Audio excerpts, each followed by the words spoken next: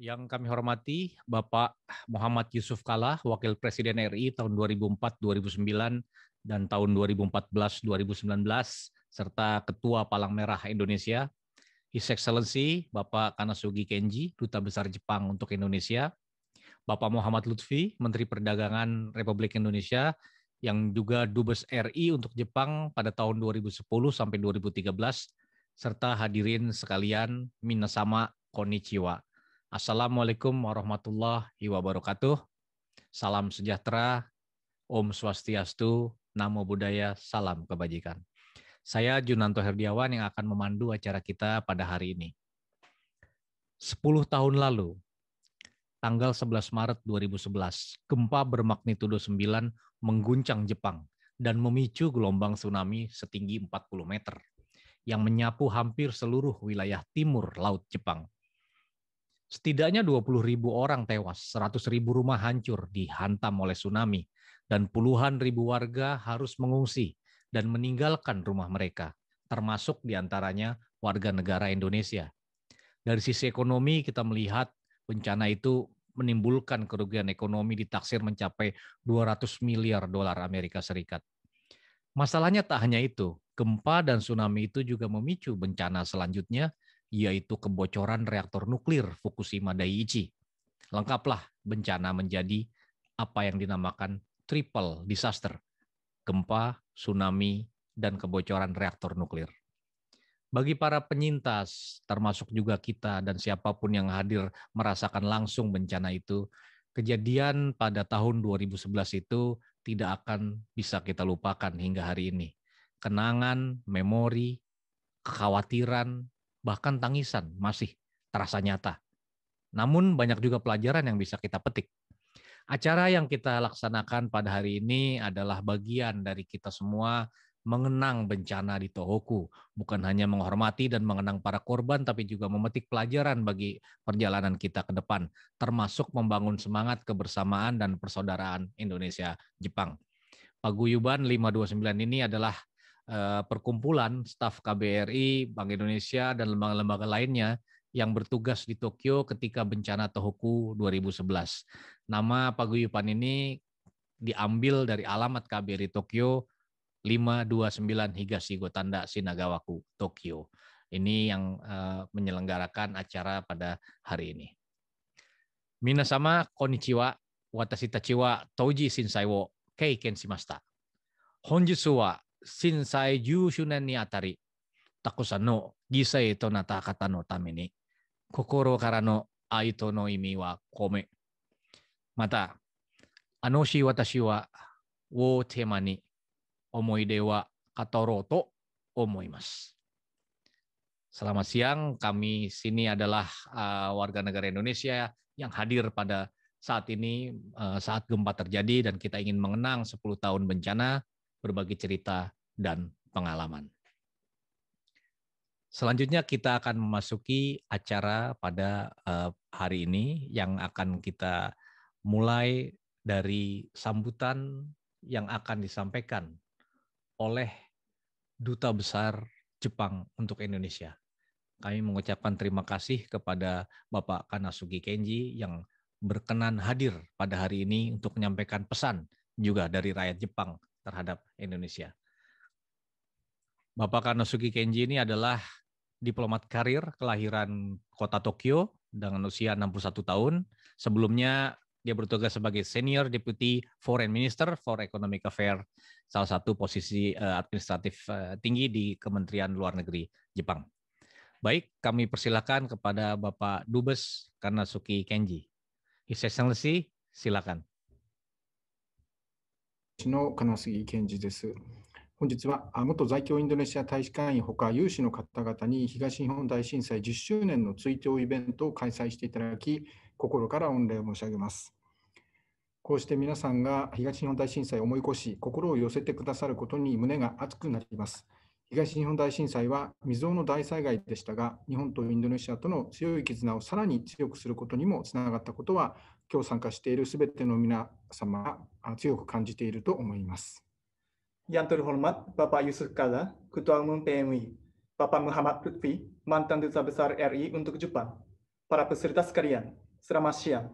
Saya Kanasugi Kenji, Duta Besar Jepang. Pertama-tama, saya mengucapkan terima kasih banyak atas kontribusi paguyuban 529 yang terdiri dari para mantan staf KBRI dan lain-lain untuk menyelenggarakan acara silaturahmi mengenang 10 tahun bencana Jepang bagian timur.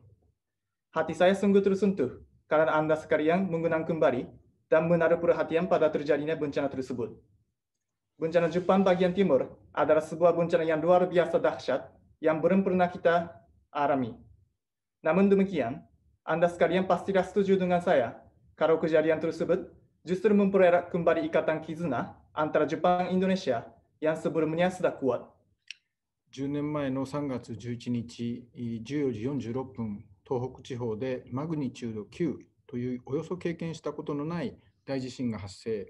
私が勤務していた東京の霞が関にある外務省でも大きな揺れが生じ、翌朝までにはテレビの映像には凄まじい津波に飲み込まれた沿岸部の様子が次々と映し出されることになりました。10 tahun yang lalu, pada tanggal 11 Maret pukul 14.46, terjadi sebuah gempa bumi besar di daerah Tohoku berskala magnitudo 9, sesuatu yang belum pernah kita alami sebelumnya. Di Kasumigaseki, Tokyo di Gaimusho, di mana saya bertugas ketika itu, terasa goyangan yang kuat sekali. Hingga keesokan paginya, kita menyaksikan pesisir-pesisir pantai Tohoku yang tertulang gelombang tsunami yang maha besar melalui tayangan-tayangan TV. 当時私は大臣官房総務課長でした。矢継ぎ早に多くの国々から緊急支援の申し出が寄せられ、地震発生翌日からレスキュー隊が現地に入りました。インドネシアからも200万ドルの緊急支援および被災地への1万枚の毛布や緊急食料の提供のほか、15人の人道支援チームが宮城県の気仙沼、塩釜といった現場で支援活動に携わってくださったことに感激しました。Saya ketika itu bertugas sebagai Direktur Manajemen dan Koordinasi di Sekretariat Menteri Luar Negeri. Tidak lama setelah terjadinya gempa dan tsunami, sejumlah tawaran bantuan darurat dari berbagai negara berdatangan. Bahkan para tim SAR luar negeri mulai beroperasi di lapangan, mulai hari kedua bencana. Saya sangat terharu sekali, karena Indonesia tidak hanya segera memberi dana bantuan kemanusiaan sebesar 2 juta dolar Amerika Serikat dan makanan darurat serta selimut sebanyak 10.000 lembar, tetapi juga tim SAR RI sebanyak 15 orang menggelar operasi bantuan di lapangan seperti di Kesenuma dan Shiogama, Miyagi Ken. 東北地方にはインドネシアの方々も多く住んでいます。留学生もいますし、気仙沼をはじめとする東北の沿岸部は漁船の乗組員など多くのインドネシア人の方々が住んでいるところです。ルトフィ大使のリーダーシップのもと、災害発生直後、速やかに大使館員が支援物資を携えて被災地に飛んでいき、インドネシアの方々の安否確認や東京に連れて帰るオペレーションをしたことは、私の記憶にも鮮明に残っています。日本に住んでいたインドネシア人の皆さんには、被災地での支援活動を行ってくださった方もたくさんいました。Banyak warga negara Indonesia tinggal di daerah Tohoku, ada pelajar, ada juga para awak kapal penangkap ikan yang tinggal di pesisir pantai di Tohoku, seperti Kesenuma. Ketika itu, saya ingat sekali bahwa Dubes Lutfi mengambil inisiatif kuat untuk segera mengirimkan para staf KBRI ke daerah bencana. Mereka membawa bantuan darurat ke sana, memastikan keselamatan para WNI, dan membawa mereka pulang ke Tokyo. Di antara WNI yang bermukim di Jepang, banyak yang melakukan kegiatan bantuan di daerah-daerah bencana. インドネシア国内でも日本への励ましや義援金がたくさん寄せられました。大使館の前のタムリン通りに始まり、アチェ、バリ、メダン、スラバヤ、パダンなど全国各地で活動が行われましたし、大学生の日本語ミュージカルグループの円塾は被災地に向けて桜よ咲き誇れ、日本の真ん中で咲き誇れと歌って日本国民を勇気づけてくれました。Dari Indonesia juga, pesan dan dana peduli berdatangan. Bukan hanya di Jalan Tamrin di depan kantor kedutaan besar Jepang, seruan bantuan berdatangan dari berbagai daerah seperti Aceh, Bali, Medan, Surabaya, Padang, dan sebagainya. Enjuku, kelompok musikal mahasiswa yang berbahasa Jepang, menyanyikan Wahai Sakura, mekar dengan penuh bangga di seluruh Jepang, dan memberi semangat kepada masyarakat Jepang. 日本とインドネシアは共に頻繁に自然災害に見舞われる国で、お互いに励まし合い、教訓を分かち合ってきました。Jepang dan Indonesia sebagai sesama negara yang sering tertimpa bencana alam, senantiasa saling membantu dan berbagi pelajaran. 震災直後に姫路赤十字病院で看護師試験の合格発表を受けたスワルティさんは頼み込んで病院の救護隊に加わり、岩手県山田町で救護活動に当たりました。津波の時に現地で被災者の救護に携わり、日本など各国からの支援を得た経験から、みんなは一人ではない、一緒に頑張りましょうと山田町の被災者を救護し、励まさずにはいられなかったというのです。Suwartisan, seorang perawat, setelah terjadinya bencana, menerima kabar lulus ujian perawat Jepang di Rumah Sakit Paramera Himeji. Dia segera meminta kepada pihak rumah sakit untuk bisa bergabung dengan tim medis dan ikut dalam kegiatan pengobatan di Yamada Machi, Iwate Ken. Karena dia pernah mengobati para korban tsunami di Aceh dan merasakan adanya bantuan dari luar negeri seperti Jepang, dia terpanggil untuk ikut mengobati dan memberi semangat kepada para korban di Yamada Machi. Kita tidak sendirian, mari kita semangat. Begitulah kata Suwarti-san. その年の6月には、ユドの大統領が兄夫人と訪日し、気仙沼で被災者にお見舞い、励ましの言葉をいただきました。特に兄夫人が朗読してくださったアチェの子どもたちから気仙沼の子どもたちへの手紙は、被災地の復興を担う子どもたちに明日への希望と勇気を与えてくれました。Pada bulan Juni tahun itu, Presiden Yudhoyono dan Ibu Ani datang ke Jepang, mengadakan silaturahmi di Kesenuma, memberi ucapan semangat kepada para korban. Ibu Ani membacakan surat dari anak-anak Aceh kepada anak-anak Kesenuma. Terutama surat-surat itu memberi harapan dan keberanian kepada para anak yang mengembang masa depan pasca rekonstruksi. また、2015年3月、仙台で開催された国連防災世界会議には、ユスフ・カッラ副大臣が出席、アチェ津波、地震津波の復興の教訓を分かち合っていただきました。ジェネシスプログラムを通じて、インドネシアから高校生やプサントレンの先生たちが東北の被災地を訪問し、復興について多くを学びました。その後、インドネシアではパルで巨大地震津波が発生しましたが、日本は自衛隊や救援隊の派遣に続いて復興プロジェクトを行っています。Pasca bencana, pada bulan Maret 2015, Wapres Yusuf Kalla hadir pada konferensi internasional PBB untuk penanggulangan bencana yang diselenggarakan di Sendai. Beliau berbagi pengalaman dan pelajaran Indonesia dari rekonstruksi gempa dan tsunami. Dari Indonesia, para siswa SMA juga para guru pesantren berkunjung ke daerah Tohoku untuk belajar tentang rekonstruksi melalui program Genesis.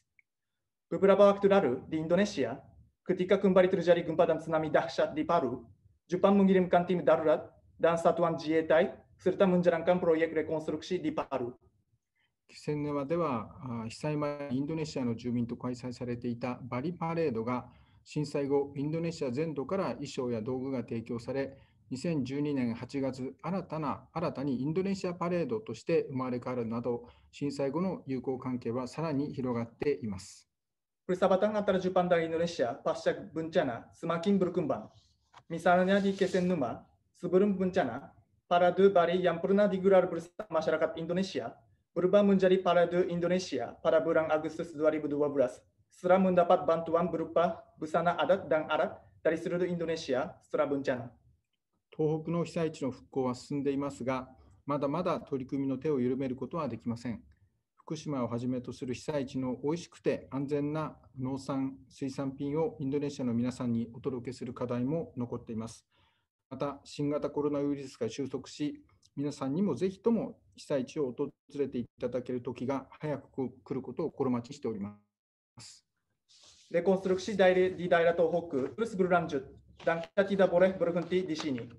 Masih ada pekerjaan rumah untuk membawakan produk pertanian dan perikanan yang enak dan aman dari daerah bencana seperti Fukushima kepada Anda sekalian di Indonesia. Ada harapan saya juga, Anda sekalian dapat mengunjungi daerah bencana setelah pandemi mereda. 私たちはこれからも欲しい時も辛い時も共に分かち合う真の友です。これからも手を携え合っていきましょう。Kita adalah sahabat sejati yang selalu bersama dalam suka dan duka. Mari kita bahu-membahu dan saling menolong. Mari kita gotong royong. Terima kasih.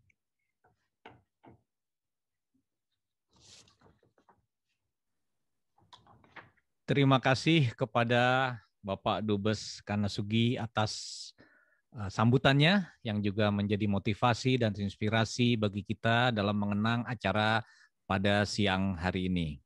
Terima kasih Pak Dubes juga atas waktunya.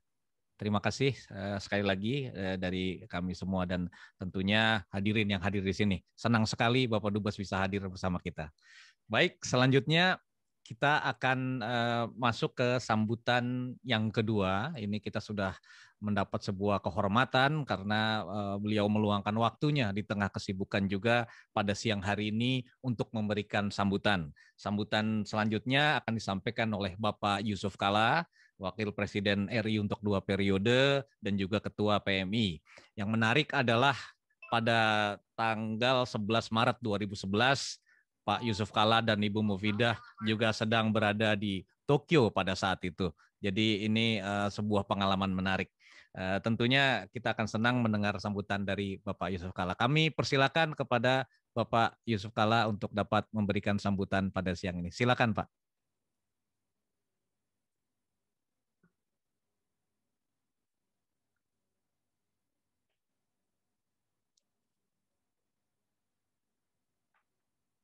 Sudah tersambung?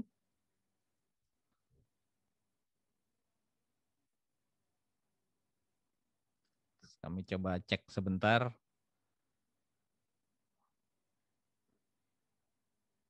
Apakah Bapak? Oke. Ya, sudah Pak. Sudah. Baik. Baik, terima kasih. Silakan Pak. Ya. Assalamualaikum warahmatullahi wabarakatuh. Waalaikumsalam warahmatullahi wabarakatuh. Selamat pagi, Ibu, saudara semua. Yang saya hormati Bapak Dubes Jepang, Kenji Kanasugi, dan teman-teman lainnya. Pertama, terima kasih atas kesempatan ini untuk mengenang kembali peristiwa tsunami di Jepang 10 tahun yang lalu.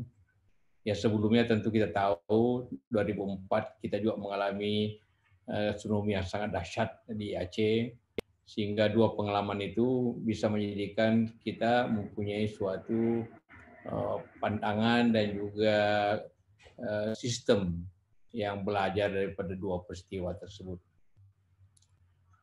Pada tanggal 11 Maret itu benar saya ada di Jepang dengan istri dan kawan-kawan lain. Tepatnya pada tanggal kita lagi makan siang dengan Pak Dubes, Pak Lutfi di Roppongi. Makan siang. Tiba-tiba restoran itu bergoyang luar biasa. Lampu-lampu pada goyang dan semua orang terkejut.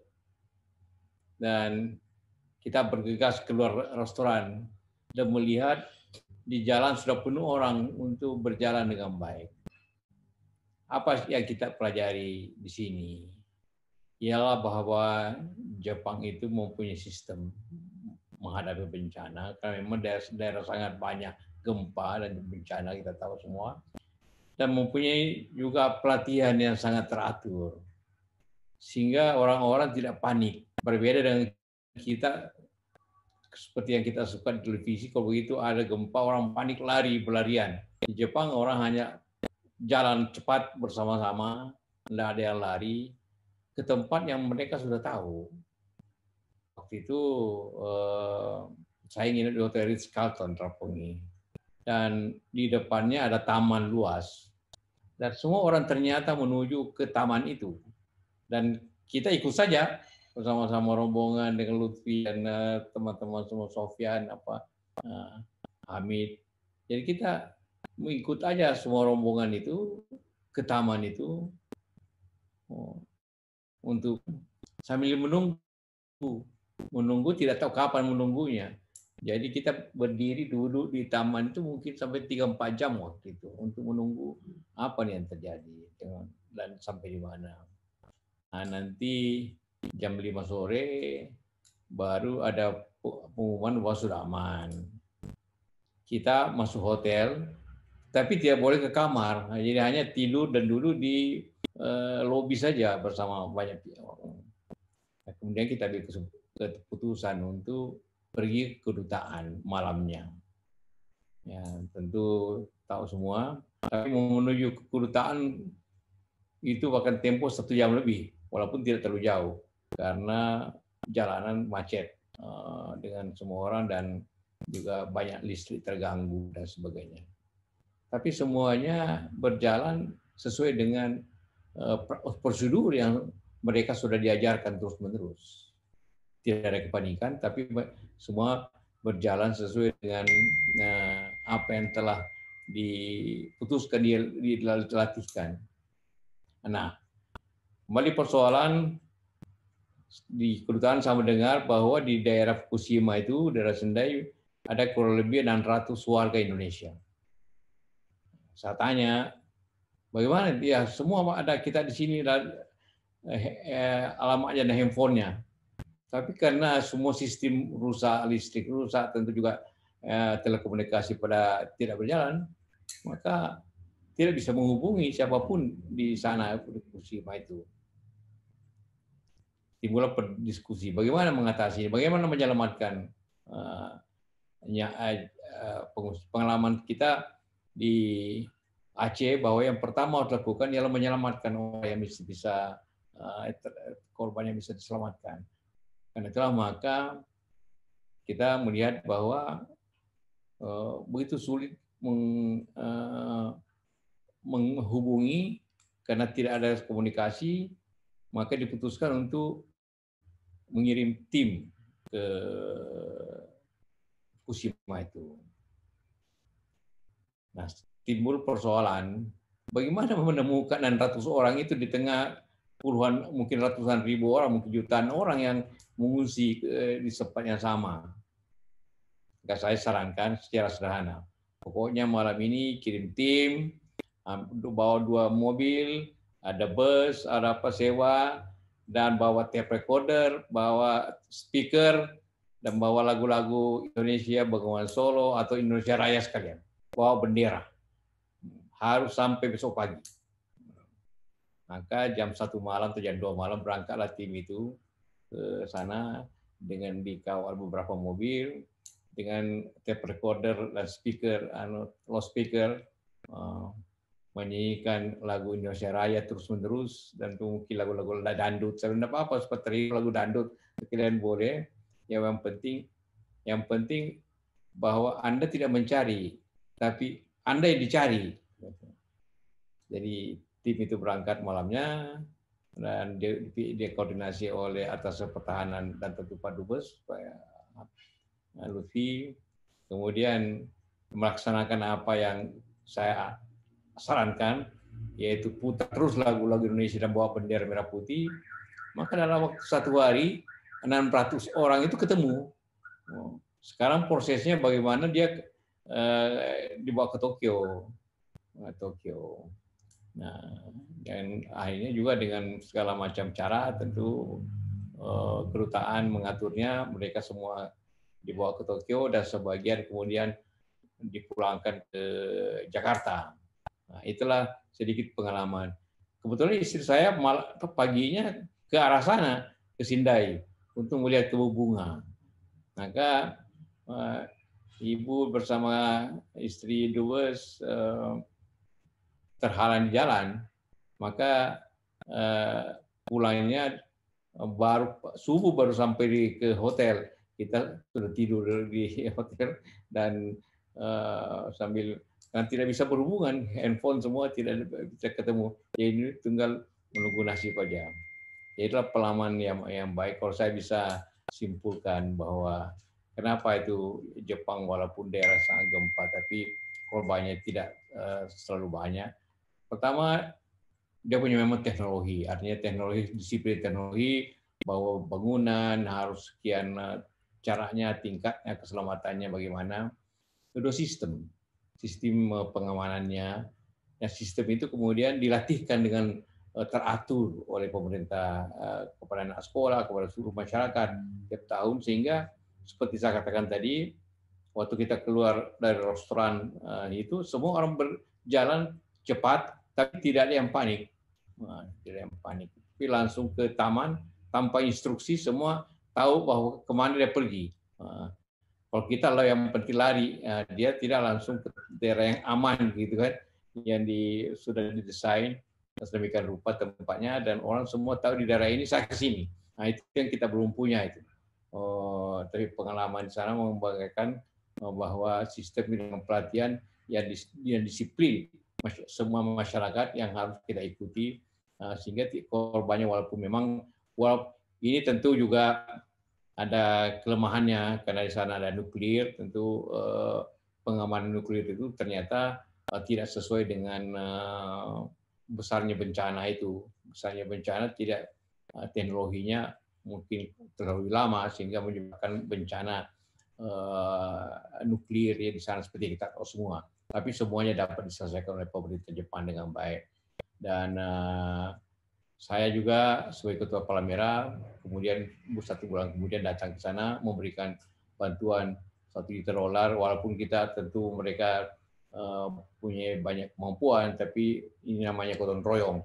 Karena saya berterima kasih bantuan Jepang pada waktu tsunami sangat besar sekali, sehingga kita juga harus membalasnya seperti dikatakan tadi dari kita kirim tim juga dari Palang Merah juga membantu dana $1 juta untuk bantuan itu sehingga itu artinya kita selalu bersama-sama gotong royong mengatasi masalah masing-masing. Kita berterima kasih karena itu juga kita harus membalas terima kasih itu dengan bantuan yang sama. Tapi sekali lagi yang sangat penting ialah sistem dan disiplin masyarakat sangat penting apabila bencana seperti ini dan kegotong royongan. Bahwa ada korban pasti ya, tapi tidak sebesar korban kita di Aceh dulu 200.000 orang karena belum memahami akibat gempa itu, akibat tsunami itu. Karena itulah maka memperingati satu dekade 10 tahun bencana Tohoku ini tentu merupakan suatu pembelajaran bagi kita bagaimana belajar lesson learn, mempelajari daripada pengalaman kita dan pengalaman negara lain akan mengatasi masalah. Dan juga kita sudah memutuskan merasa mendukung waktu itu bahwa ada hari tsunami yang diusulkan oleh pemerintah Jepang untuk kita peringati menjadikan selalu asal siap siaga. Sekali lagi saya berterima kasih ke semua pihak dan mengapresiasi teman-teman di kedutaan pada waktu itu yang juga masyarakat Indonesia yang bekerja dengan keras sehingga tidak ada orang Indonesia yang mengalami masalah. Artinya korban daripada gempa bumi itu dan semuanya dapat diselamatkan dan semua sebagian besar pelajar atau nelayan kembali ke Indonesia dengan baik dan juga setelah itu kembali lagi ke sana untuk melanjutkan pelajarannya atau juga pekerjaannya. Sekali lagi terima kasih. Wassalamualaikum warahmatullahi wabarakatuh. Waalaikumsalam warahmatullahi wabarakatuh. Terima kasih sekali lagi Pak JK atas waktu dan cerita kenangan serta pelajaran yang kita petik.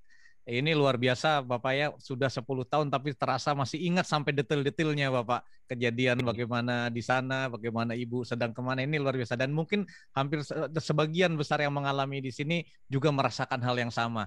Kejadian itu masih begitu nyata dan tentunya pelajaran-pelajaran tadi akan menjadi modal kita untuk pelajaran kita ke depan. Baik, sekali lagi terima kasih Pak JK atas waktu dan kesempatan pada siang hari ini.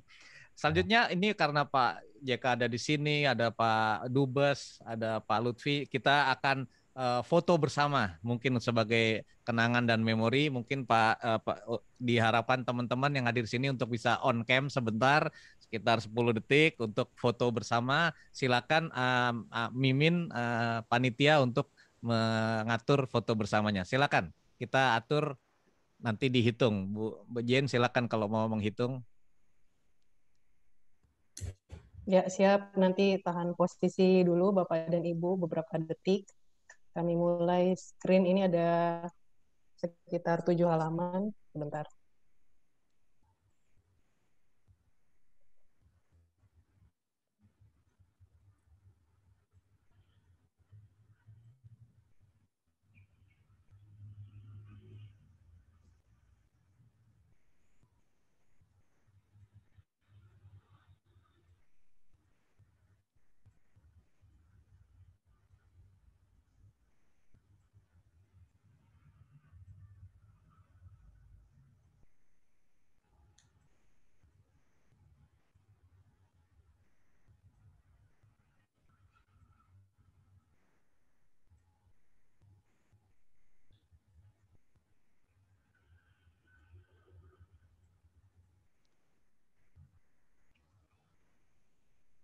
Oke.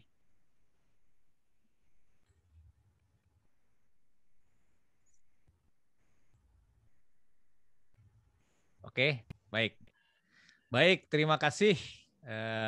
Bapak Ibu sekali lagi terima kasih Pak JK atas waktunya dan juga Pak Dubes Kanasugi.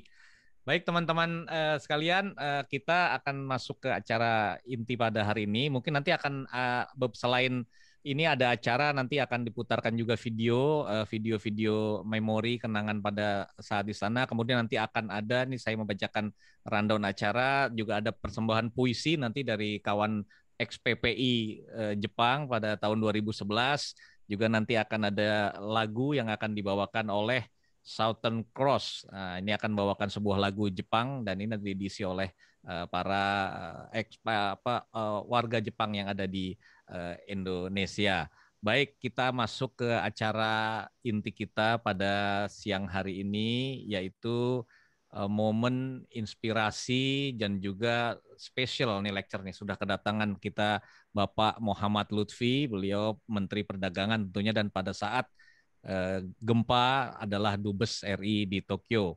Kita tentu melihat sendiri tadi Pak JK sudah menceritakan bagaimana leadership sangat dibutuhkan pada saat itu, penanganan triple disaster, bagaimana penyelamatan warga Indonesia harus diputus dengan sangat cepat, dan ini sudah kita lihat bagaimana hasilnya kita mampu mengevakuasi warga Indonesia dengan cepat, dan tentunya bagaimana Indonesia juga bisa membantu langsung ke sana. Tentunya kita bahkan membantu ASEAN pada saat itu karena hanya KBRI Tokyo yang punya izin akses untuk masuk ke wilayah Indonesia, dan bahkan Presiden SBY sempat hadir ke Kesenuma memberi bantuan pada pemerintah Jepang seperti Pak Dubes tadi sampaikan. Persahabatan, persaudaraan dari Indonesia Jepang terlihat pada saat gempa ini. Baik, kami persilakan kepada Bapak Menteri sekiranya sudah siap untuk dapat menyampaikan momen inspirasi, semangat, dan lecture kepada kita. Tetap yang paling penting adalah bagaimana pelajaran Pak hari ini untuk kita menghadapi ke depan nanti seperti apa pelajaran dari gempa Jepang. Silakan Pak Lutfi. Terima kasih Mas Iwan. Bismillahirrahmanirrahim. Assalamualaikum warahmatullahi wabarakatuh. Yang saya hormati Pak Yusuf Kalla, yang saya hormati Duta Besar Jepang untuk Indonesia, Bapak dan Ibu, rekan-rekan sejawat tentunya di Tokyo, rombongan daripada 529 yang saya cintai. Bapak dan Ibu, saya minta maaf ini karena tugas dan janji macam-macam. Hari ini hari libur, nggak tahu.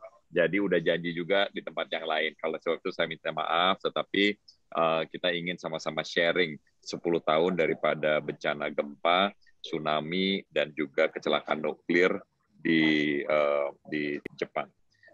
Tepat 10 tahun yang lalu, sebenarnya kejadiannya itu kita lagi makan bawa Pak Presiden di Sushi Zanmei di Roppongi. Ketika terjadi itu, saya bisa lihat di situ bagaimana orang Jepang itu mempunyai disiplin yang tinggi seperti Pak Yusuf Kalla tadi utarakan. Jadi ketika itu terjadi, gedung-gedung di Tokyo itu, di Roppongi itu kita bisa lihat menari ke kanan ke kiri seperti air mancur menari, dan itu merupakan suatu pengalaman yang luar biasa. Tidak ada yang teriak-teriak, tidak ada yang panik, tetapi semua menjalankan SOP sesuai yang telah dilaksanakan. Tetapi Mas Iwan, ada beberapa hal sebenarnya yang saya terkagum dan sampai hari ini masih menjadi sesuatu yang saya ingat di dalam benak saya. Yang pertama adalah bagaimana kerjasama antara orang Indonesia ketika itu, pelajar, masyarakat, kedutaan besar yang memang sudah menjadi tugasnya, tapi dibantu oleh relawan-relawan yang berhasil mencari setiap alamat daripada masyarakat Indonesia yang ada di dalam bencana. Dan itu seingat saya dari Sendai di selatan sampai ke Iwata di utara. Dan itu satu-satu kita sisir, dan kerjasama ini merupakan kerjasama yang luar biasa dan saya sangat hargai. Untuk itu saya juga kepada Bapak dan Ibu yang ketika itu membantu, saya mengucapkan terima kasih. Yang kedua adalah cerita-cerita daripada anak Indonesia, anak-anak itu yang umurnya masih muda-muda pada saat itu, perempuan bahkan, yang bercerita kepada kita bagaimana pengalaman-pengalaman mereka. Satu yang saya ingat itu ini ada di satu pulau. Saya nggak ingat nama pulaunya apa, tapi itu di seberangnya Kesenuma. Jadi pada saat itu kita ambil itu mungkin lebih dahulu daripada Angkatan Bela Diri Jepang pada saat itu. Jadi mereka ceritanya itu adalah ketika kejadian mereka melihat majikannya, tuannya, bosnya yang dikerja itu mulai mencari makan di tempat-tempat sampah. Dan karena karena bosnya cari makan di tempat sampah, dia ada yang mengambil makanan dari dari toko Sekebada, Famima, untuk makan bosnya. Dan bosnya itu dimarahin sama bosnya karena dia bilang begini, kalau dia mau kasih, dia sudah bagikan kepada kita. Tetapi kalau dia mau jual, dia sudah buka tokonya. Tetapi kalau dia tidak melaksanakan dua-duanya, artinya kita tidak mempunyai hak kepada barang-barang. Dan itu barangnya disuruh dibalikin dan mereka minta maaf untuk itu. Itu merupakan suatu pengalaman yang saya pikir orang Jepang ini luar biasa. Dan itu mereka stoik. Stoik itu artinya mereka tuh tanpa getar gitu dan tidak ada komplain. Kalau orang Indonesia kan selalu begitu. Wah, Pak Presiden makanya belum datang, bantuan belum datang, belum ini, belum itu. Pak JK pengalaman urusan itu. Dan yang kedua adalah bahwa mereka itu menerima ini sebagai bagian daripada penanggungan bersama. Jadi stoiknya orang Jepang itu ditulis oleh harian Kompas itu menjadi sesuatu future yang saya pikir memang luar biasa ya. Dan yang ketiga adalah bagaimana mereka membangun Jepang itu sendiri. Jadi kita bisa melihat bahwa itu menjadi suatu percontohan mereka mengerjakan, mendesain, dan memutuskan apa yang dilaksanakan. Jadi kalau orang Indonesia ini banyak memberikan bantuan dari luar negeri, orang Jepang pada kebalikannya tidak mau bantuan dari luar negeri sama sekali. Jadi ketiga hal tersebut membuat hati saya menjadi bagian daripada yang terpenting dalam sejarah hidup. Oleh sebab itu, Bapak dan Ibu, rekan-rekan sekalian, Bapak Duta Besar Pak JK, pengalaman ini merupakan pengalaman yang tidak bisa saya lupakan. Dan ketika ditulis gitu kan ya oleh harian Kompas, saya pikir-pikir juga ya, kenapa kok kita bisa melaksanakan itu? Dan saya juga melihat bahwa tanpa bantuan Pak Yusuf Kala pada hari pertama itu, saya juga kehilangan orientasi mesti berbuat apa. Tetapi berbuat itu lebih baik daripada tidak berbuat. Dan yang paling penting itu selalu menjadi capan daripada diplomatik saya itu adalah diplomat kalau ditanya pasti jawabnya tidak. Kenapa? Karena itulah yang dikerjakan oleh pemerintah ASEAN, perwakilan ASEAN, menanya kepada Gai Musho, boleh nggak jemput orangnya di sebelah sana? Saya udah kasih tahu Pak JK, kalau ditanya pasti jawabannya tidak, Vi. Kau pergi saja. Jadi kita pergi aja sampai ke sana dan kita jemput duluan dan di banyak-banyak tempat kita ini duluan daripada Palang Merah Jepang atau Angkatan Bela Diri Jepang menyelamatkan warga kita. Dan ketika saya membaca di Kompas itu tanpa bisa dielakkan memang kerjasama pada saat itu membuat bantuan membuat daripada evakuasi tim Indonesia pada saat itu mungkin malah menjadi salah satu yang tercepat. Untuk itu saya berterima kasih dan saya menjadi kenangan tersendiri. Jepang ini merupakan mitra dagang kita, mitra investasi kita yang utama, dan mudah-mudahan ini bisa berlangsung terus. Dan saya berterima kasih sama Mas Iwan dan penyelenggara bahwa acara seperti ini memperewas kita lagi dan mengingatkan kita lagi betapa kecilnya kita sebagai manusia dan semua ini diatur oleh Yang Maha Kuasa. Mas Iwan, terima kasih atas acaranya. Saya ucapkan terima kasih kepada Bapak dan Ibu. Mudah-mudahan kita bisa berjumpa lagi, tetapi tidak dalam situasi sama seperti 10 tahun yang lalu. Dan mudah-mudahan kita diberikan kekuatan juga oleh Allah Subhanahu wa Ta'ala, Tuhan Yang Maha Kuasa, di dalam melewati masalah pandemi 19 ini. Dan ini saya ingatkan bahwa ini mungkin kali pertama, tetapi pasti bukan yang terakhir. Terima kasih. Wassalamualaikum warahmatullahi wabarakatuh. Waalaikumsalam. Terima kasih atas waktunya Pak Lutfi. Pak Lutfi, bisa sedikit nggak ini kan terkait juga kita sekarang sedang menghadapi pandemi. Nah, Bapak sebagai sekarang juga Menteri Perdagangan, apa nih satu pelajaran dari pandemi itu yang bisa dari gempa atau Hoku itu yang bisa kita pelajari kita dalam menghadapi pandemi ini? Ini kan hampir-hampir sama nih ketika radiasi nuklir dulu. Sedikit aja, Pak. Yang paling penting adalah kecepatan ya, Mas Iwan ya. Saya melihat bahwa dari 189 negara dan teritori yang ada di dunia ini, sebenarnya 130 negara belum mempunyai plan untuk vaksinasi. Jadi tanpa vaksinasi tersebut, saya merasa tidak mungkin kita bisa men-stop daripada penularan COVID-19 ini. Oleh sebab itu, yang seperti dikerjakan oleh Pak JK tadi adalah bagaimana kecepatan untuk bisa sampai dengan cara apapun kita mesti ada. Dan itu yang sekarang kita kerjakan. Jadi kalau kita lihat sekarang ini daripada kalau melihat angka daripada COVID-19 ini, jadi kita ini kan 270 juta. Untuk mencapai 70% herd immunity, artinya kita mesti memvaksinasi 188 juta. Dikurangi yang sudah kena, dikurangi dengan komorbid, itu 181 juta. Nah, 181 juta itu karena sebagian besar mesti dua ampul suntikan, berarti 362 juta yang kita mesti siapkan. Plus 15% untuk wastage. Jadi karena negara kita negara yang besar, negara yang memang infrastrukturnya belum merata, jadi wastage-nya itu 15%. Jadi artinya kita mesti mempunyai vaksin untuk 426 juta vaksin. Dan untuk mencapai 426 juta vaksin tersebut bukan hal yang mudah. Bisa dibayangkan 130 negara belum mendapatkan vaksin pada hari ini. Nah, kalau kita melihat daripada formasi vaksin hari ini, itu terutama di Jakarta, hari ini di Jakarta ini bukan kita mencari vaksin, tapi vaksin mencari kita. Karena targetnya itu hari ini adalah 8.000 orang satu hari, dan kemudian akan berubah menjadi 15.000 orang satu hari. Dan itu pada akhir bulan ini menjadi 1 juta orang per satu hari untuk 270 juta rakyat Indonesia di seluruh Indonesia. Jadi ini sebuah operasi yang masif dan ini kita mesti kerjakan bersama-sama dan dengan gotong royong. Dan oleh sebab itu negosiasi daripada vaksin ini juga menjadi sangat penting. Bisa dibayangkan Bapak dan Ibu, negara seperti Bangladesh yang penduduknya hampir 200 juta, seperti even Thailand sekarang hari ini belum mempunyai rencana vaksin yang baik.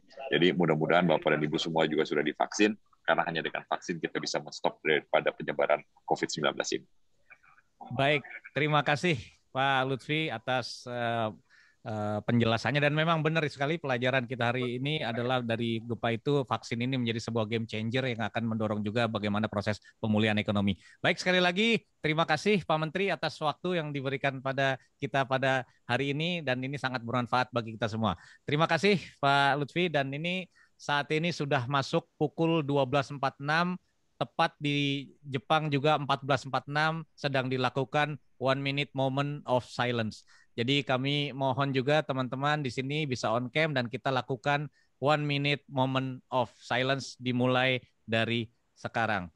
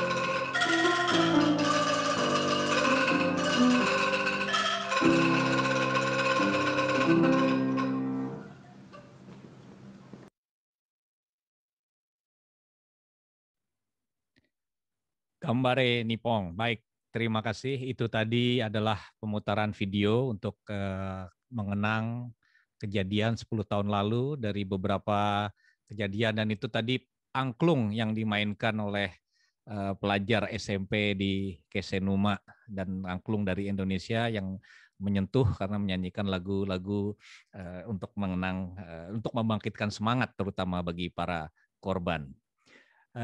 Selanjutnya kami mengingatkan sekali lagi untuk beberapa hadirin peserta untuk yang ingin mendapatkan ini, ada hari ini ada door prize ya.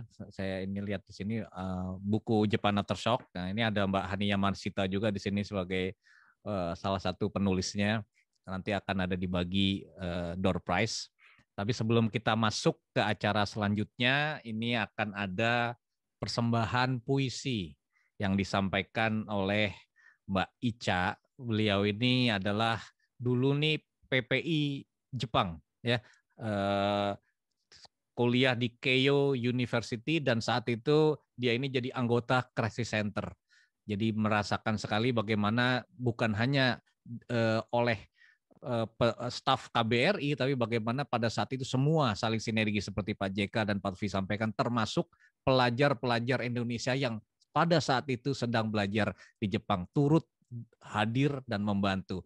Nah, Ica, kami persilakan untuk menyampaikan, untuk membawakan persembahan puisi untuk mengenang memori kenangan Gempa Tohoku 2011.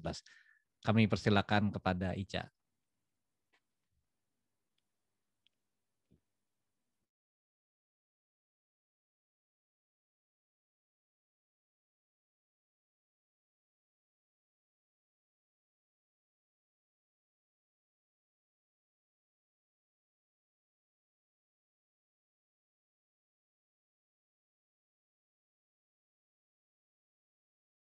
Suaranya, Ca, masih di mute kali. Jepang 3/11. Hari itu 10 tahun yang lalu, hari yang biasa. Suara gagak membangunkan kami dengan matahari yang siap menyambut udara musim semi. Hari Jumat yang manis menemani seluruh manusia memulai kegiatannya. Hingga bom waktu itu mulai menghitung mundur tanpa kami tahu.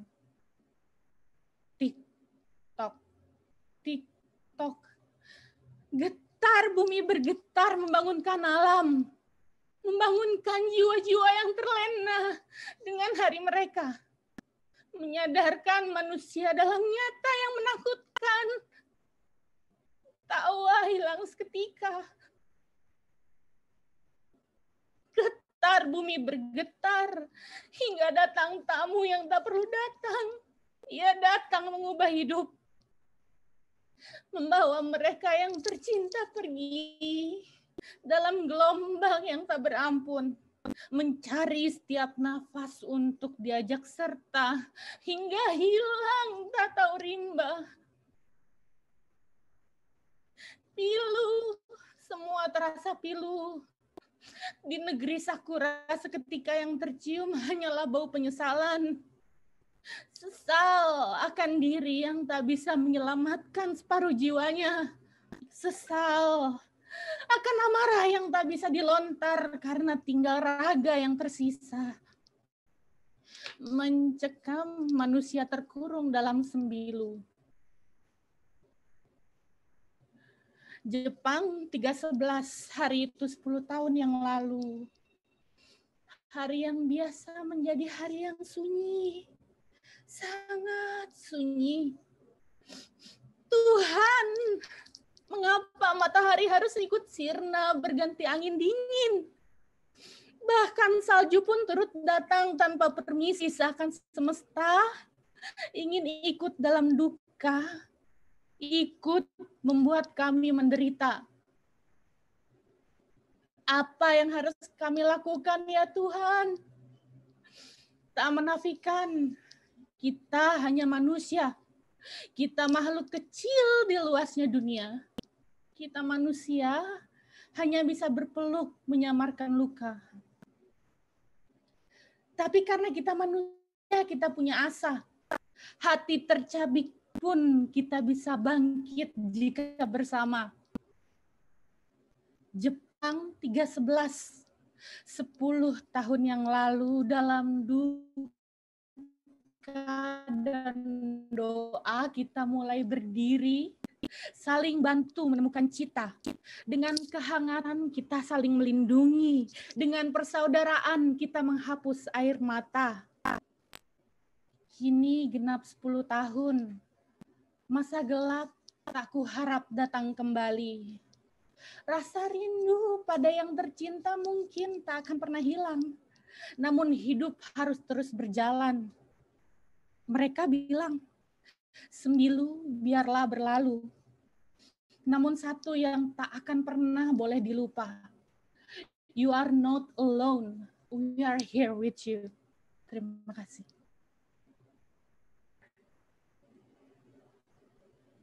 Terima kasih Ica, puisinya yang sungguh membuat kita terbawa pada suasana pada saat itu, luar biasa. Terima kasih sekali lagi Ica. Memang suasana pada saat itu mungkin hampir semua yang hadir di sini kita merasakan saat-saat detik-detik itu pada saat gempa dan tsunami terjadi, terutama radiasi nuklir. Sekali lagi terima kasih Ica untuk membangkitkan kenangan dan semoga ini bisa juga membangkitkan inspirasi kita akan masa depan. Terima kasih. Selanjutnya kita akan ada acara ngobrol-ngobrol sebentar, sedikit ngobrol-ngobrol dengan beberapa saksi, penyintas atau tokoh-tokoh pada saat itu yang mungkin kita bisa melihat, mengenang kembali memori itu dan kemudian kita bisa menarik pelajaran. Yang pertama, saya akan memperkenalkan Mr. Tanaka Motoyasu. Ini Pak Tanaka, kawan kita lama. Beliau ini adalah home staff Kedubes Jepang saat gempa Tohoku 2011 dan ditugaskan dinas ke Jepang untuk mendampingi Basarnas Indonesia. Pak Tanaka sudah join di sini?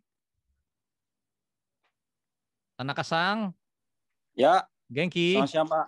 Ya. Baik-baik kabar Pak Tanaka? Baik.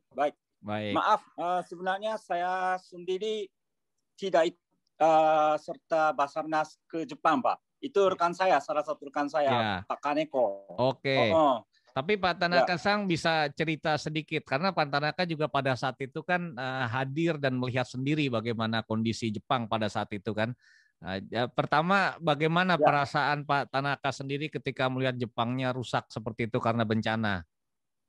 Jadi waktu itu 10 tahun lalu, waktu gempa terjadi di Tohoku, kebetulan saya bersama rekan bagian politik, termasuk Bapak Shingo Miyamoto, kepala bagian politik, berada di Manado sebenarnya. Itu untuk persiapan ARF Direct. Dan ARF Direct ini merupakan sebuah latihan penanggulangan bencana sebenarnya yang diikut sertakan oleh negara-negara ARF. Dan kebetulan latihan 2011 pada saat itu Jepang menjadi ketua bersama Indonesia dengan Indonesia. Dan oleh karena itu pihak Jepang sudah mengadakan rapat bersama Indonesia mungkin lebih dari 50 kali ya selama 1,5 tahun untuk merumuskan skenario-nya. Dan skenario-nya juga kebetulan gempa yang besar terjadi di lepas pantai Manado dan gempa ini menimbulkan tsunami yang sangat dahsyat dan di daerah Manado. Dan sehingga negara-negara ARF mengirimkan bantuan termasuk pasukan pengangkutan barang-barang bantuan, tim medis, dan tim search and rescue, dan juga kami mengadakan latihan koordinasi lintas negara, lintas organisasi. Dan latihan ini rencananya akan rencananya diresmikan oleh Bapak Presiden pada tanggal kalau nggak salah 15 Maret 2011. Ya. Dan dari Jepang juga waktu itu ada banyak unsur yang rencananya akan hadir waktu itu. Ya. Dan kami bersama rekan-rekan bagian politik itu sudah masuk ke Manado itu lebih dari seminggu sebelumnya untuk persiapan cek terakhir, Pak. Baik, ya. Ketika di Jepang, Pak Tanaka, ketika bencana Gonpa Tohoku itu, itu Pak Tanaka melihat apa masalah terbesar yang menurut Pak Tanaka di Tohoku ini, ketika Gonpa Tohoku waktu itu? Ada masalah ya dengan teman-temannya itu Basarnas ketika datang itu ada ini nggak? Ada tantangan terbesar apa yang Pak Tanaka lihat? Sebenarnya saya sendiri tidak menemukan masalah dan luar biasa. Sebenarnya ya sebenarnya saya tidak menangani secara langsung untuk mengirimkan tim Basarnas ke Jepang sebenarnya, Mas. Baik, baik. Tapi terima kasih. Baik, terima kasih Pak Tanaka atas sharingnya kepada kita siang hari ini. Selanjutnya ini sudah hadir juga di sini ada 4 orang kawan kita di sini. Yang pertama adalah Pak Darussalam. Ini legend, kalau orang-orang tinggal di Tokyo tidak ada yang tidak kenal dengan Pak Darus. Kita lihat itu penampilannya sudah mantep, itu kelihatannya di belakang Gunung Fuji. Pak Darus, kemudian ada Mas Agung, Mas Agung monitor di mana? Mas Agung, baik, Mas Agung juga sudah tidak perlu diperkenalkan lagi. Ada Mas Gibran juga di sini dan Mas Fatahudin. Pak Darus dan Mas Agung ini adalah staf lokal di KBRI Tokyo. Sampai saat ini masih lokal staf di sana. Dan pada saat kejadian nih Pak Darus dan Pak Agung ya, mereka menjadi volunteer langsung berangkat. Dan tadi Pak JK sudah cerita, Pak Lutfi sudah cerita bagaimana kecepatan itu menjadi penting. Ke Isinomaki, Minami Shinrikyu dan Sendai ya Pak Darus ya. Dengan misi utama, itu dikasih misi utama oleh Pak Dubes pada waktu itu. Logistik, dan kedua adalah evakuasi warga negara Indonesia ke Tokyo.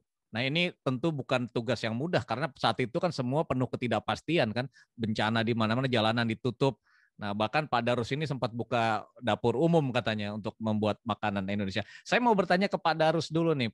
Gimana Pak Darus pada waktu itu dalam suasana penuh ketidakpastian, Pak Darus ditugaskan harus menjemput warga Indonesia, tentu listrik mati di mana-mana. Silakan Pak Darus, gimana perasaannya pada saat itu?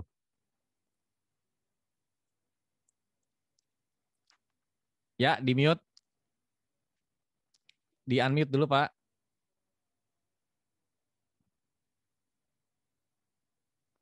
Pak Darus. Ya. Ya, bagus. Ya, maaf. Silakan Pak Darus. Iya, kalau kita waktu itu dipanggil Pak Dubes ya untuk mendata WNI yang ada di sana gitu. Pertamanya saya kan waktu itu di imigrasi. Pak Darus coba lapor dirinya, minta katanya. Orang Indonesia ada berapa banyak di sana. Saya kasih semua ke tim ya, termasuk Lutfi. Ya, akhirnya saya ditunjuk. Nah ini orang ini satu nih berangkat katanya. Berangkat kemana Pak? Saya bilang gitu kan. Saya juga bingung. Ya kan saya di pelayanan Pak. Enggak, ini perintah saya katanya gitu kan. Ya udah kamu berangkat siap-siap. Kamu ketemu keluarga 1 jam. Setelah itu balik lagi ke kantor untuk jalan katanya. Kapan jalannya Pak? Tunggu sebentar katanya gitu. Saya jadi bingung juga Pak ya waktu itu ya. Ya mungkin apalagi si Agung juga waktu itu masih honorer ya si Mas Agung juga. Bingung mau berangkat kemana gitu kan. Dia ke Gempa katanya gitu. Menyelamatkan WNI yang ada di sana gitu kan waktu itu. Pak, perbekalnya gimana? Ya udah pokoknya ada kasih uang segala macam, udah kamu berangkat. Logistik lagi disediakan gitu kan. Saya juga bingung. Pak, ini benar serius? Iya serius katanya gitu kan. Waktu itu di tim di perpustakaan KBRI ya, sebelumnya ada krisis center itu kami di sana kumpul semuanya. Tapi Pak Darus merasa tahu juga kan bahwa itu bukan sebuah tugas mudah kan, karena bagaimana bisa ke sana dalam suasana seperti itu? Betul, makanya saya bilang orang pada dari Tohoku lari ke Tokyo, kok saya lari ke sana gitu kan, itu juga aneh kan gitu ya. Tapi saya dengan jiwa kemanusiaan saya maksudnya ya udahlah ini apa sih namanya tim penyelamatan harus segera ke sana, apalagi saya kerja di KBRI ya, untuk misalnya melindungi WNI yang ada di luar negeri apapun resikonya gitu. Perintahnya politik, udah kamu cari pokoknya seketemu mungkin, nanti ada tim yang nanti membantu kamu gitu kan. Ya kita perjalanan biasanya yang kita 4 jam nyampe, itu 22 jam Pak baru nyampe ke Tohoku University. Dan kita ketemu di sana semuanya gitu ya. Begitu ya, sampai sana ada orang Indonesia langsung dapat. Banyak Pak di hall-nya ya, di hall-nya di salah satu Tohoku University kan ada hall itu kan. Iya. Kita nginep di sana gitu. Sampai sana ya udah kita ketemu semua, udah ada ini bekal, ada makanan semua udah gitu kan. Kita sebenarnya ada ketua tim kita juga Pak Jenal ya, sekarang jadi atas pertahanan di itu Pak di Brunei kalau di Brunei ya, Pak Kolonel Jenal ya. Pak Jenal betul. Beliau juga itu salah satu ketua timnya yang istilahnya modal dekat, ini tentara aja nggak begini katanya kalau perang. ini perang nggak ada musuhnya gitu kan. Karena kan lihat nuklir ya, kita lewat Koriyama aja udah bingung. Ada salah satu namanya si ini Hirosang itu ngomong, Pak Darus ada racun nih, ada racun apa sih gitu kan, saya nggak ngerti. Iya, seperti pandemi sekarang. Ya.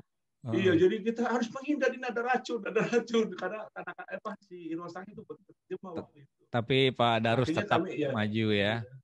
Ya maju, kita tetap maju sampai Sendai jam 22 kalau nggak salah. Kita berangkat itu hampir 24 jam lebih. Jadi 24 jam. Baik. Ada pengalaman apa Pak? Saya dengar cerita-cerita dulu katanya mobilnya Pak Darus kebalik. Itu setelah dari Keshenuma mengangkut 2 bus ya pelaut ya dari Keshenuma pelabuhan Keshenuma, kita masih mendata yang terakhir, bus sama yang rombongan terakhir itu mengawal sampai sana. Nah, kejadian itu di rute 248 kalau nggak salah ya, antara Keshenuma ke Shionoseki. Itu karena licin, terus nggak ada penumpang, beban juga nggak ada, aslinya selip, kembali ke mobil. Kita kembali ke mobil, bingung kan, mau panggil derek susah, orang pada bencana mana ada derek gitu kan. Akhirnya semua penumpang turun Pak, semua. Oh jadi pas ketika mobil kebalik itu ada orang di dalamnya Pak, bareng? Ada orang, driver sama atas pertanian dulu, Pak Arman namanya. Waduh, Masya Allah ya. Kebalik tapi alhamdulillah nggak ada masalah. Alhamdulillah ya, tidak ada korban. Dibalik juga tuh Pak, diangkat semua rame-rame mau pelaut. Akhirnya jalan juga tuh mobil, akhirnya ya udah. Kita menolong orang, akhirnya kita juga harus ditolong orang gitu. Istilahnya kan gitu. Ya itu pengalaman saya ya, mungkin teman-teman yang lain yang kasih kesempatan. Iya. Jadi memang berat juga, dan juga ternyata mau nolong malah jadi ditolong. Ditolong orang, itulah istilahnya. Kita perlunya gotong royong, saling tolong menolong ya. Siapapun orangnya, siapapun statusnya, siapapun bangsanya ya, walaupun Indonesia Jepang itu sama, saling menolong gitu. Itu baik. Yang kita ini. Itu tentu aja, di Pak, mungkin.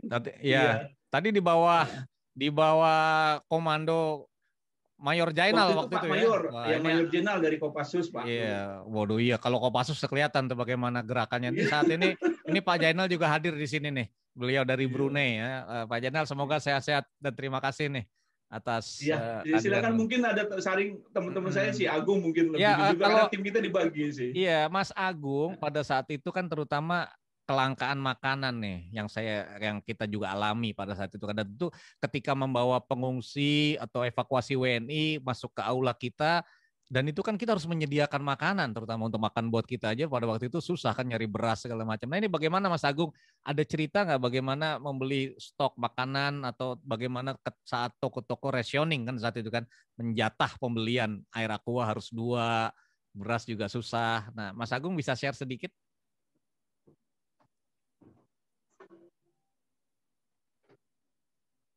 Silakan Mas Agung, di unmute dulu ya.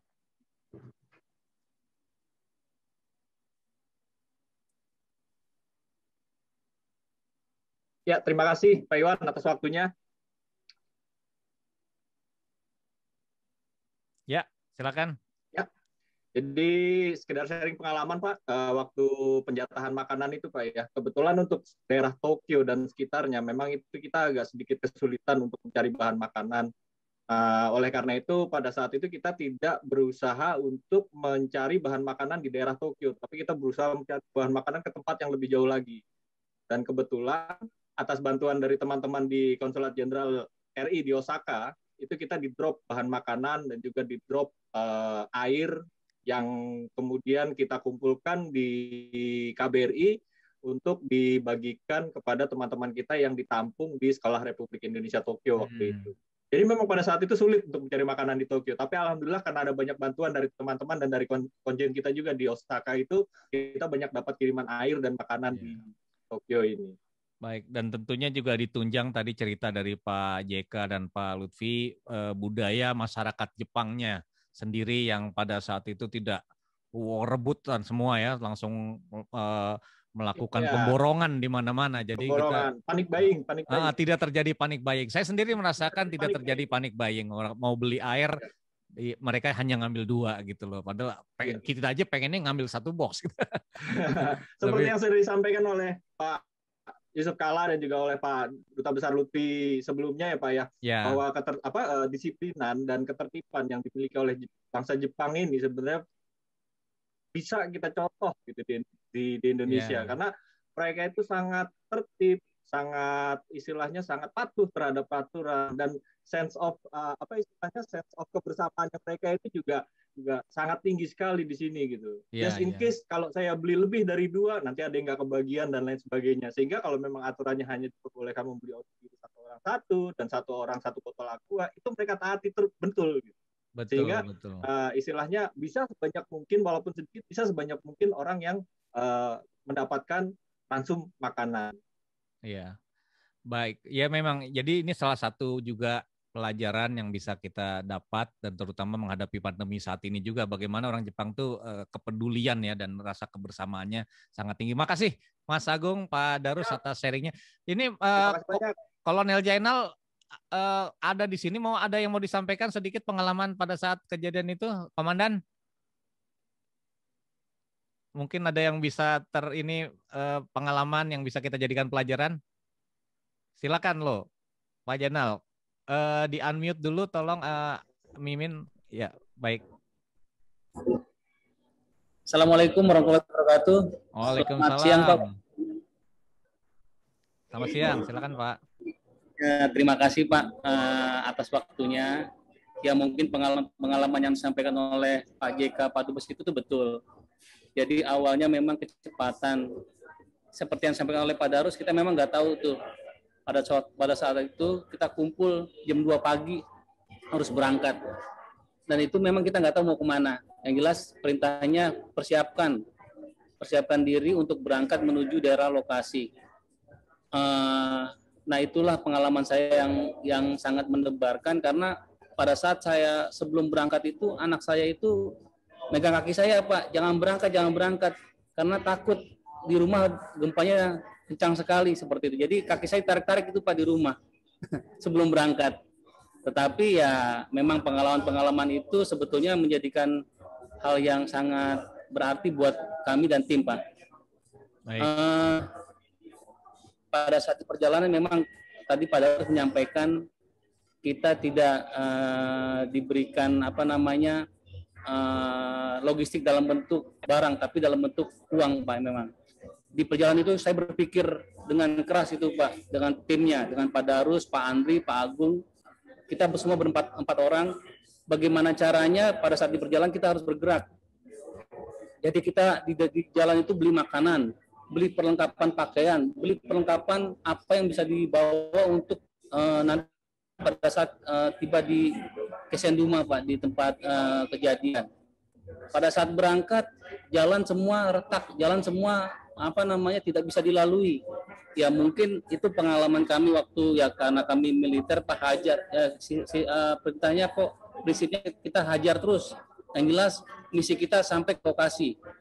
Walaupun waktu pada saat itu Pak Darus menyampaikan itu, Pak ini bahaya Pak, sudah mendekati lokasi. Saya bilang hajar, mati tangan Allah, saya bilang gitu. Hajar terus. Benar Pak Darus ya? Karena yang ngerti bahasa Jepang kan Pak Darus, Pak. Yeah. Itu bahasanya Pak di radio bilang, Pak itu mau meledak. Tidak apa-apa meledak, mati-mati Pak. Yang penting kita jalan misi hajar terus. Ya, di situ Pak, karena ya pengalaman dengan pengalaman seperti itu, kami dengan tim akhirnya tiba di lokasi jam 2 pagi, dan memang pada saat seperti itu masyarakat kita yang ada di sana itu sangat merindukan kedatangan tim KBRI, Pak. Yeah. Buktinya apa? Pada saat kita memberikan bantuan, tim itu langsung mensandra kami berempat. Bapak jangan pulang. Loh, kenapa? Seharusnya biasanya Pak, kalau misalnya seperti ini Bapak harus pindah tempat. Enggak, kami tidak akan pulang. Dengan mungkin yang mahasiswa yang ada di sana itu sangat terharu Pak, karena memang kami tidak pulang. Misi kami hanya mencari warga dan berkumpul di tempat yang sudah disiapkan di penampungan Pak. Jadi yang menjadi apapun ataupun yang menjadi hal yang sangat membuat kami terenyuh itu bahwa pertama kali bangsa kita itu bangsa Indonesia itu dilihat oleh ASEAN, dan mereka ASEAN pada menangis Pak. Kenapa hanya Indonesia yang hanya bisa sampai di titik itu, negara-negara ASEAN yang lain ataupun negara yang tidak bisa. Nah di situ saya terenyuh bahwa perintah dulu Pak Dubes semuanya bunyikan lagu-lagu yang apa yang disampaikan oleh Pak JK, lagu-lagu Bengawan Solo, lagu Indonesia Melalui Radio, itu ternyata sangat bermanfaat Pak. Jadi mereka benar-benar mendatangi kita dan sambil kita mencari. Itu Pak pengalaman kami Pak, dan kami sangat siap. Terima kasih. Terima kasih Pak Jainal atas sharingnya. Ini menunjukkan bagaimana semangat kita ya. Misi penyelamatan warga negara Indonesia di luar negeri itu sangat penting. Tadi Pak Jainal, Pak Darus, Mas Agung sudah sharing kepada kita. Ini penting sekali bagaimana juga peran KBRI terutama dalam hal ini melakukan penyelamatan, dan tentu improvisasi di lapangan sangat penting juga. Pak Darus pernah cerita juga di mobilnya dinyalakan lagu dangdut ya Pak Darus ya. Lagu dangdut itu di pantai dinyalain keras-keras karena itu katanya identitas bangsa. Nah, jadi kalau begitu lagu dangdut semua orang langsung dengar ini pasti orang Indonesia gitu kan, langsung jadi banyak terselamatkan karena lagu dangdut gitu kan. Jadi ini itu di Isinomaki Pak, di pelabuhan Isinomaki pas kita ke sana sama Pak Lutfi, saya nyari-nyari ada kapal datang kayaknya dari laut ya. Kalau saya tanya sama kaptennya orang Filipina, saya dari Mikronesia, itu ada orang Indonesia. Makanya terus Pak Lutfi nyetel lagu dangdut Pak, tip yang besar itu. Terus mereka datang, Bapak orang Indonesia ya? Iya, kenapa Pak? Pak Lutfi, udah kamu pulang katanya gitu. Waktu itu ya. Dia udah jadi waktu itu 2 orang dari Tegal kalau nggak salah itu. Iya, itu menunjukkan juga bagaimana improvisasi penting. Itu yang mungkin ada sedikit membantu waktu pas gempa itu. Jadi gampang dikenali gitu Pak ya, karena lagu itu Pak ya. Baik, terima kasih. Iya, silakan Pak. Baik. Oke, terima kasih. Kita masih ada waktu 10 menit karena kita rencana selesai 13.30. Kita akan mendengarkan cerita nih dari Mas Gibran dan Mas Fatahudin. Ini mereka adalah PPI pada waktu itu ya, Perhimpunan Pelajar Indonesia yang ada di Jepang, yang sukarela volunteering membantu helping KBRI. Dan terutama juga teman-temannya ada Nuclear Boys pada saat itu. Tentu kita ingat bagaimana ketika tragedi nuklir, Pak Dubes mengundang anak-anak yang sedang kuliah nuklir untuk dimintakan pendapatnya. Apakah kita harus evakuasi atau tidak? Saya ingat sekali pada saat itu dengan Pak Edi Soleman Yusuf di sini juga hadir, Pak Endo, yang pada saat itu kita datang ke KBRI menentukan kita pulang atau enggak. Nah, anak-anak nuklir ini banyak membantu juga termasuk pendataan terhadap WNI, sehingga kita yakin pada saat itu untuk tetap bertahan di Tokyo, stay in Tokyo untuk membantu WNI yang ada. Nah, Mas Gibran dan Mas Udin mungkin bisa di-share bagaimana PPI bisa terlibat dalam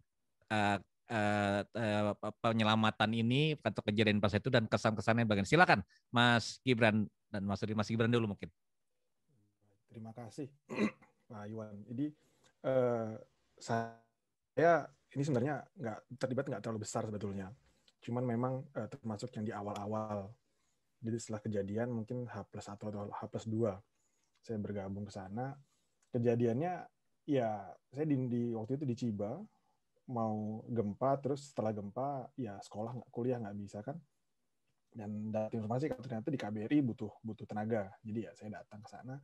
tugasnya adalah tadi sempat disampaikan sama rekan-rekan dan Pak Lutfi juga untuk ngumpulin data kita WNI kita di mana posisinya, terus perlu nggak diselamatkan.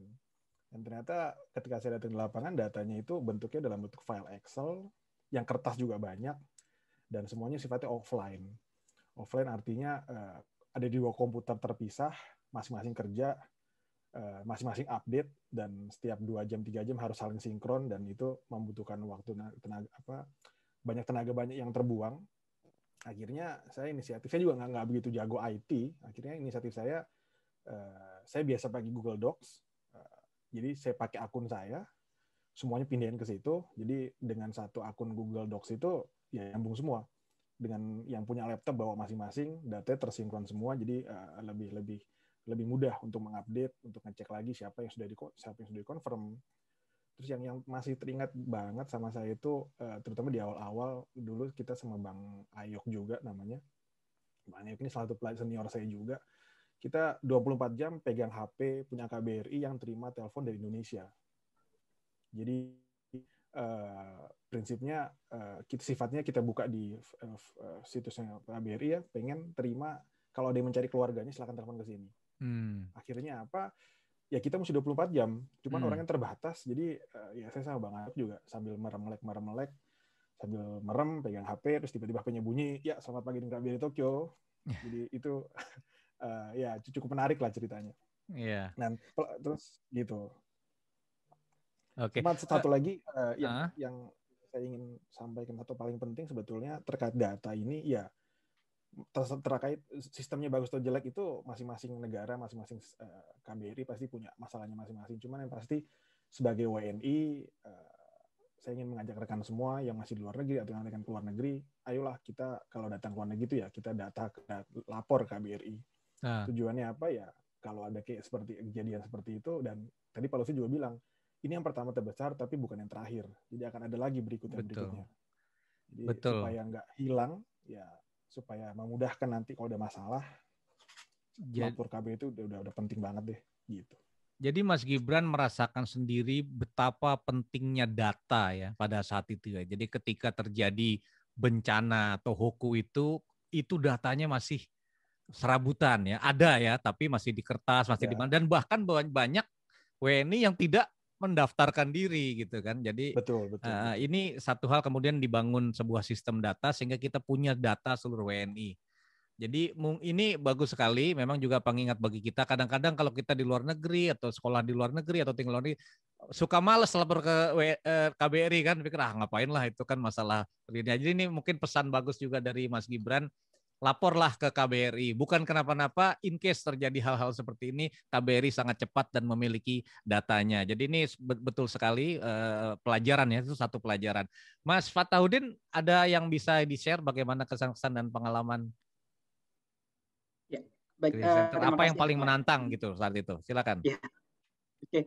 Mungkin kalau pertanyaan yang paling menantang ya, yang paling menantang dari sisi krisis center sebagai salah satu posko waktu itu ya, itu adalah mengharmonisasikan semua stakeholder ya. Soalnya kan kita jadi satu pool Pak ya.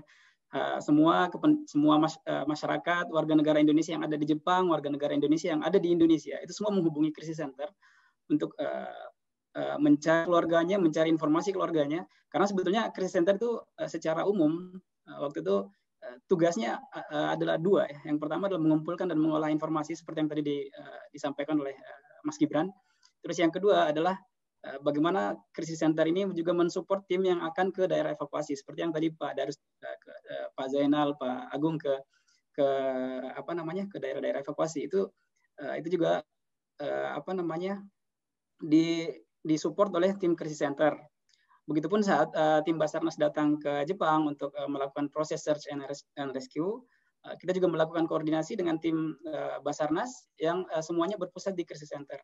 Jadi sebetulnya yang paling menantang adalah memang mengharmonisasikan semua stakeholder yang menghubungi tim krisis center ya, warga negara Indonesia yang ada di Jepang, warga negara Indonesia yang ada di Indonesia yang mencari keluarganya. Bagaimana soalnya kan kalau mereka mencari, misalnya ada warga negara Indonesia di Indonesia itu mencari keluarganya di Jepang, itu kan mereka sebisa mungkin mau tahu cepat gitu ya. keluarga saya ada di mana, keluarga saya aman atau apa tidak. Nah, bagaimana tim krisis center ini itu mengolah informasi yang ada supaya bisa dengan cepat juga memberitahu kepada mereka keadaan keluarganya aman, keadaan keluarganya seperti ini. Kan memang teman-teman yang ada di Indonesia itu memang sangat khawatir dengan keberadaan keluarganya di Jepang ya.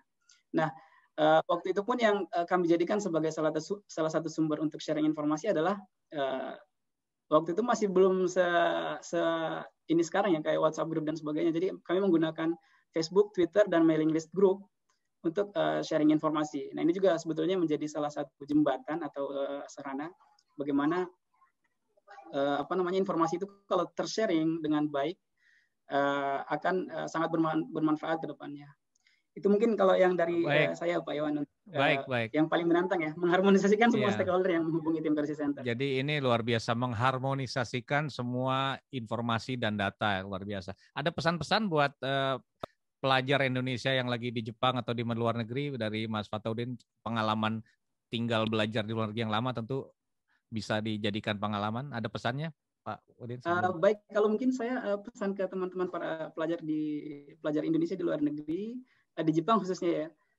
Kalau untuk belajar dan sebagainya kan mereka sudah punya motivasi masing-masing ya. Cuma mungkin yang ada korelasinya dengan acara kita kali ini yaitu bagaimana kita tetap menjaga komunikasi dengan orang tua dan keluarga di Indonesia. Jangan hilang komunikasi, soalnya karena keluarga dan orang tua di Indonesia itu pun akan tetap selalu mencari. Apalagi kalau misalnya dengar ada bencana apa-apa itu pasti langsung ingin menghubungi. Dan pengalaman waktu itu setelah gempa itu selama beberapa jam kan telepon nggak bisa dihubungi ya karena jaringan dan sebagainya. Nah, dengan kita menjaga komunikasi dengan orang tua dan keluarga di Indonesia itu akan membantu keluarga dan orang tua yang ada di Indonesia untuk tetap merasa tenang. Kita berada di mana, bagaimana situasi kita saat itu dan sebagainya. Itu mungkin pesan dari saya untuk teman-teman pelajar Indonesia yang terima kasih. Tapi ini ada satu cerita OOT sebenarnya nih. Saya dengar katanya nih kata teman-teman, Mas Fatahudin ini mendapatkan jodoh istrinya itu pada saat bencana itu ya. Ini kadang-kadang ada di balik bencana selalu ada kisah romantis. Kadang-kadang kan setiap hari mengawal pengungsi, evakuasi, kemudian ada yang kecantol. Bener begitu. Itu gimana cerita? Mungkin bisa di-share juga untuk meningkatkan bagaimana setiap kejadian selalu ada hikmah. Maaf, ini di samping saya ada anak saya. Itu namanya bukan tohoku kan? Jadi waktu itu kan setelah sebagaimana kita ketahui ya di Fukushima kan ada. Jadi gempanya hari Jumat jam 14.46 waktu Jepang. Setelah itu kan hari Sabtu kan ada ledakan di PLTN Fukushima ya. Nah waktu itu masih belum menjadi istri saya sebetulnya. Jadi masih berhubungan sebagai. Jadi sebetulnya cuma junior saya di Jepang, di PPI Jepang. Nah, waktu itu menjadi salah satu informan saya sebetulnya. Bagaimana posisi warga negara Indonesia yang ada di Fukushima. Kita kan waktu itu kan juga mengirimkan tim ke Fukushima. Tolong diberikan bagaimana keadaan di sana. Setelah itu datang ke Indonesia, datang ke Tokyo. Ya. Dan di Tokyo pun, di Tokyo pun tidak langsung pulang. Jadi kan istri saya salah satu yang dievakuasi dari Fukushima, Pak. Itu di Tokyo tidak langsung pulang ke Indonesia, tapi saya manfaatkan untuk bantu di tim krisis center juga di KBRI. Jadi dan sama-sama terus dan asmara muncul sehingga berjodoh sampai sekarang. Terima kasih Mas Fatahudin, semoga sakinah mawaddah warahmah dan barokah. Tapi ini menjadi sebuah pengalaman dan tentunya akan selalu ingat kejadian ini kalau bicara dengan istri karena punya pengalaman yang sama ketika bertemu pada saat itu. Baik. Terima kasih teman-teman, bapak-bapak, ibu-ibu hadirin semuanya yang hadir di sini. Ini kita rencana memang sampai pukul 13.30. Sebelum menutup acara kita hari ini dan sebelum pengumuman akan ada ini pemutaran video ya. Ini paduan suara yang dinyanyikan oleh paduan suara Southern Cross. Paduan suara ini adalah yang terdiri dari warga diaspora Jepang, orang-orang Jepang yang tinggal di Indonesia dan tergabung dalam Indonesia Japan Club. Dan lagu yang akan dibawakan adalah lagu Horane, lihat deh, artinya lihatlah, ciptaan Ko Matsuhita. Mengapa lagu ini dipilih? Ini adalah satu lagu yang terkenal di Jepang dan diciptakan untuk memberikan semangat kepada para warga Tohoku, kepada para korban gempa, korban bencana, dan juga kepada kita semua sebagai pelajaran bahwa kita ini tidaklah sendiri. Ada kawan, ada saudara, dan ada kebersamaan yang selalu membangkitkan semangat agar kita tidak putus asa. Jadi lagu ini akan kita putarkan untuk pengenang gempa Tohoku. Silakan.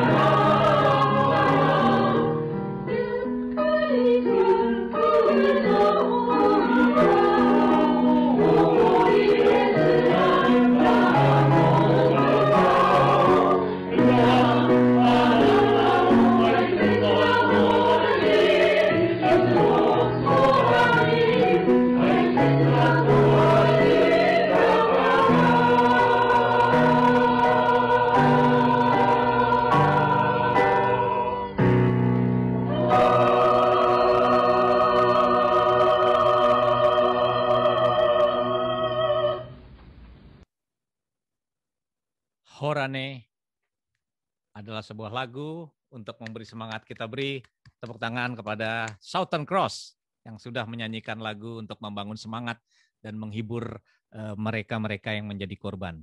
Baik, demikian saya akan umumkan ini pemenang buku. Ini hasil undian, ini Ibu Jane yang sebagai pengundi. Jadi dia pakai app dia mengundi. Pemenangnya nanti akan dihubungi oleh atau bisa menghubungi Ibu Jane adalah pertama Christine T. Chandraningsih dari Jakarta. Yang kedua Zanuba Hayatun Nisa dari Muntilan, Magelang. Yang ketiga Citra Febrianti dari Palu, Sulawesi Tengah. Terima. Suprihatin SPD dari Bekasi. Yang kelima Muhammad Muryono dari Surabaya dan Rosiana dari Banjarnegara, Jawa Tengah. Nah, ini nanti akan dihubungi dan akan dikirim buku dari panitia. Dari Jepang ada nih Laude Muhammad Arif Akbar dari Shibuya, Tokyo, dan Erna Syafitri dari Meguroku. Nah, ini akan mendapatkan buku Japan Aftershock ya. Ini Mbak Hani Yamashita mungkin masih ada di sini. Mbak Hani penulisnya, saya dan Mbak Hani yang mengenang, ini sebuah kenangan, mungkin bisa dibaca-baca sebagai sebuah pelajaran juga bagi kita semua.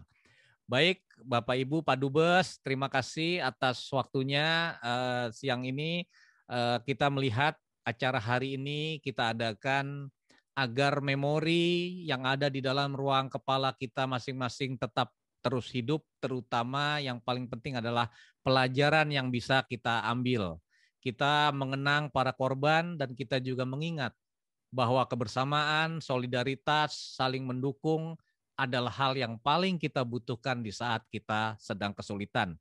Tadi Pak Dubes Nasuge menyatakan semangat kebersamaan, kepedulian, dan heroisme semua pihak, termasuk tadi diceritakan para perawat dari Indonesia. Tadi menyebut Ibu Suwarti, yang kebetulan saya juga sempat ketemu, semangatnya yang berani langsung membantu para korban. Sahabat sejati bukan di saat kita senang. Kalau senang pasti banyak orang deketin kita dan jadi teman. Tapi sahabat sejati ada di kala kita sedang kesusahan. Indonesia dan Jepang telah membuktikan itu pada saat gempa Tohoku 2011, bahwa kita ini adalah bersaudara, saling menjunjung tinggi kemanusiaan. Terima kasih dari panitia dan penyelenggara acara hari ini. Kami sekali lagi mengucapkan terima kasih. Semoga acara ini bermanfaat. Dan kami ucapkan selamat siang. Assalamualaikum warahmatullahi wabarakatuh. Terima kasih sekali lagi. Silakan di-unmute, boleh. Makasih semuanya. Makasih. Halo. Kita ketemu lagi ya. Pak Dubes Kanasugi, arigatou gozaimasu. Otsukare sama desu. Minasang. Jadi sekarang kita ngomong yang kurang ngomong. Minasang, terima kasih semuanya. Tadi ada beberapa pertanyaan lewat chat. Mohon maaf tidak terjawab karena waktunya juga dan bisa ditanyakan langsung kepada yang bisa menjawab. Apa aja tuh? Pak Dubes Kanasugi, terima kasih sekali lagi. Arigatou gozaimasu. Arigatou gozaimasu. Masih mute kayaknya, bisa di-unmute nggak? Unmute all bisa. Unmute all kali. Terima kasih. Thank you very much. Arigatou gozaimasu. Makasih Bu Nining, Pak Edi, Mas Apri, Pak Iqbal, Bang Jainal, arigatou semuanya. Mas Uding, Rodi, Ibran, Mbak Ica, arigatou, Mas Agung, Bang Darus. Silakan, udah boleh live loh. Kecuali mau silaturahmi sampai jam 8 malam. Iya. Kan unlimited kan Pak Iwan? Unlimited. Ada ini juga keluarga hasil KBRI Tokyo Crisis Center, keluarga Istiwinayu ya di Dokter Arif, apa kabar? Pak Endo, Pak Apri, terima kasih. Ya, makasih. Mas Iwan, Pak Darus masih di KBRI nih. Pak Jun, saya nggak dapat setelah bantu kita nih. Arigatou gozaimasu. Saya nggak dapat buku. Pak Apri nyetak. Pakai ini arigatou. Terima kasih, Bu. Jadi kangen ke Tokyo. Mas Ismet, apa kabar Pak Poso? Ya, terima kasih Mas Darus. Terima kasih. Bu Apa kabar Pak Darus? Ada Akmal nih, ada Akmal Mas Iwan. Peringatan tahun depan dilakukan di Tokyo. Tanggal 10 masih di KBRI nggak?